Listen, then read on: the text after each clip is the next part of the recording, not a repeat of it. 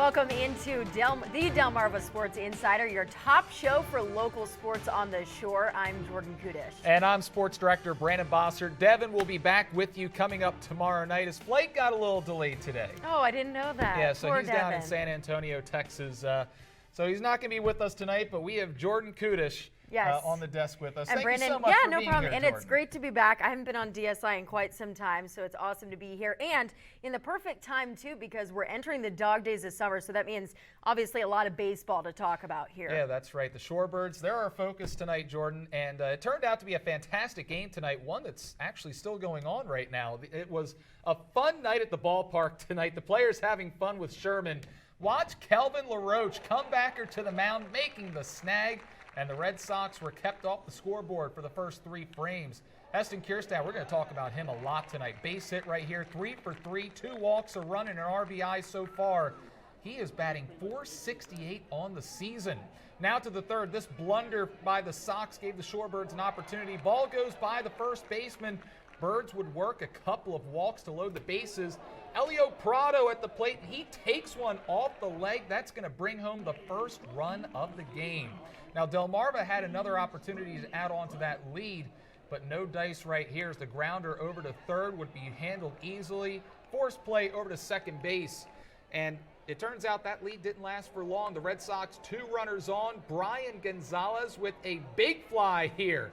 3-run home run to left field. And as of right now, this game is tied in the 7th inning. The Red Sox able to score 4 runs in the 9th inning to tie this thing up and send it into extra innings. Bottom 10 right now. It's a 3-2 count with second and third. Runners on second and third for the Shorebirds, so we will see if they are able to get this win tonight. All right, Brandon. Well, let's move on here. Despite the win-loss record, there is a lot for Oriole fans to look forward to with this talent that is coming out of Delmarva. Yeah, that's right. Kjerstad, he's just the tip of the iceberg, folks. Today, I spoke with the manager of the Shorebirds, Felipe Alou Jr., and this is our this week's insider interview. We knew we were going to have a young team, and also it's changed quite a bit over the first couple of months of the season, and that's part of minor league baseball. So players get it, and younger guys that have had an opportunity to come up also understand like it's a big step, but at the same time they're also in that process, and they're trusting that process to get better. And I mean, I think we are in a good place. Guys that for the first time in their lives are away from home and doing stuff on their own, having to get up in the morning and cook a meal for themselves, and then kind of get ready to come to the ballpark. We're very happy for him. I know he's very fortunate to being on the field. I know he went through some health issues that he I think he dealt with exceptionally, and he did everything it took to get back on the field. Guys look up to him, first of all, because of all that stuff. Obviously, you identify with the human being, and now that he's on the field and doing the stuff that he does every day, it's just fun to watch. Like I said, we're having a lot of fun having him and watching him every day perform. He's a mature hitter. He's a mature player. He understands where he's at, and players look up to him. Davy's a young arm, 18 years old, pretty much out of our Dominican Academy. I mean, was there last year, spent briefly time at the complex in Florida. A couple of other young arms like Edgar Portes and Darling Alcantara are interesting arms. Jackie Rivera, and then also kid Ben Tosme, who also played DSI last year, was just in Florida for a few weeks. I mean, he's here, he's swinging the bat well, he's moving all around the infield. We knew all along he was a good player, aware of the game, and that's exactly what he's showing here. I mean, change has been huge, no doubt about it, and I mean, this team chose it. I mean, by having a handful of 18-year-old kids and a few other 19-year-old kids and that big Latin presence, it just says how committed we are as an organization. I mean, I say it over and over that, I mean, right after Mike Elias came in and joined the organization and brought a guy like Kobe Perez along, like, I mean, we started being really aggressive because they understand like what the land market and international market does to the game. I mean, you can look all around, all the other systems and the big leagues. I mean, it's filled with Dominican and international talent, and we're gonna get there as an organization. I think we're laying that foundation, and obviously, I mean, it's showing on the field. So we had a friend join us during that package, Jordan. We have Sheriff Mike Lewis here. The Shorebirds were giving out a bobblehead earlier today. We said during the news hour, the Shorebirds, get out to the ballpark, get your bobblehead. Well, here he is, Sheriff Mike Lewis, right here in the flesh. I love this thing. It's got the seal for the Wicomico County Sheriff's Office. I mean, it's a well-made bobblehead. And what I told Brandon earlier today was, you've made it when you are a official bobblehead. I think it's awesome and it's hilarious at the same time. There's a lot of detail. I just got to tell you, it's not a bobblehead if it doesn't bobble. That's the only thing I have to say about that. All right, Sheriff Mike Lewis, Brandon's calling you out here. I'm not calling out Sheriff Lewis. I think this is great.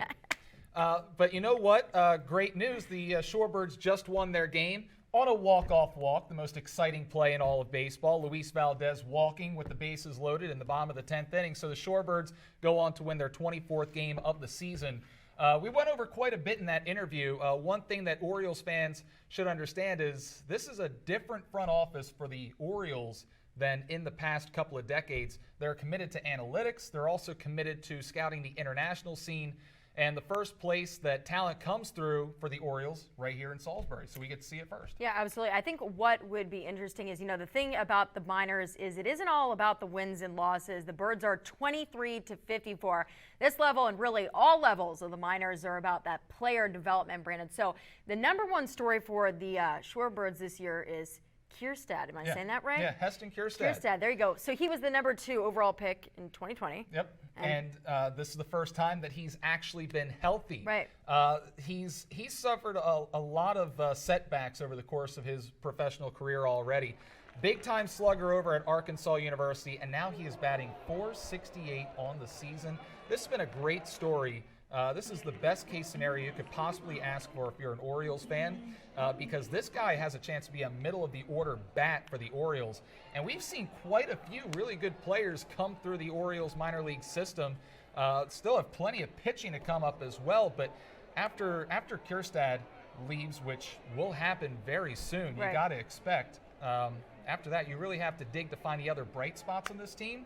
I'm curious to see what 18-year-old Devi Cruz can do. He's a southpaw pitcher for the Shorebirds this year. Electric fastball, nice motion on his breaking pitches.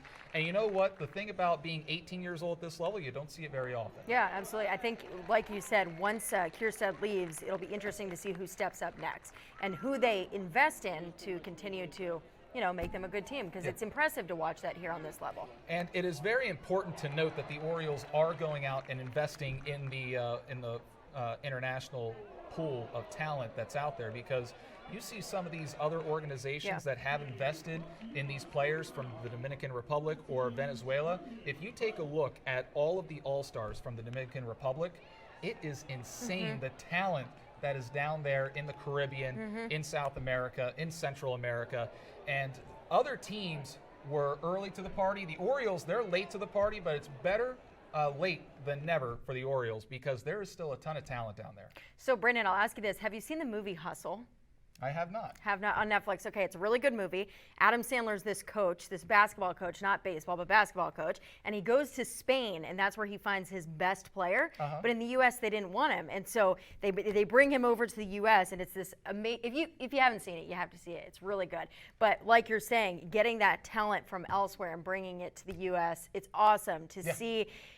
Just the kind of talent there is out there, and the people who aren't putting it out on social media and stuff like that, you have no idea. It's a hidden talent. Yeah, exactly. And there's a bunch of teenagers down there with a ton of talent, bunch of pop guys who go out there, and they're scrappy players down there as well. So it's good to see the Orioles going out there and looking at that foreign talent, because there is a lot of talent out there for them to get. Absolutely. All right, that'll do it for the A block. We're taking a commercial break. When we return, we've got a local athlete spotlight when we come back on After the Whistle. Don't go anywhere.